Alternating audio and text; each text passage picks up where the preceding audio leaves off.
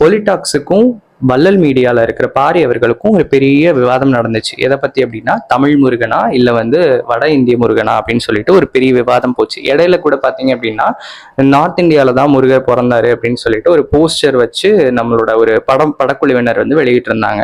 So இதை பற்றி தான் ஒரு பெரிய விவாதமே போச்சு ரெண்டு பேருக்கு இடையில. சரி, ஃபர்ஸ்ட் பொலிடாக்ஸ் அவர் சொல்றதுபடி பார்க்கல, புறநானூரையும் சரி சிலப்பதிகாரத்தையும் ரொம்ப பெரிய ரெஃபரன்ஸாக முன்னெடுத்து வச்சாரு. அது மாதிரி திருமுருகாற்றுப்படையிலையும் ரெஃபரன்ஸாக எடுத்து வச்சாரு.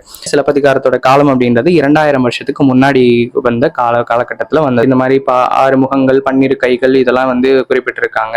மயில் மேலே ஏறி வருவார் முருகன். ஸோ அது மாதிரி ஆலமரத்தடியில் அமர்ந்திருக்கிற சிவனுடைய பையன் அப்படின்னு சொல்லிட்டு சில குறிப்புகள் இருக்குன்னு சொல்லி பொலிடாக்ஸ் சொன்னார்.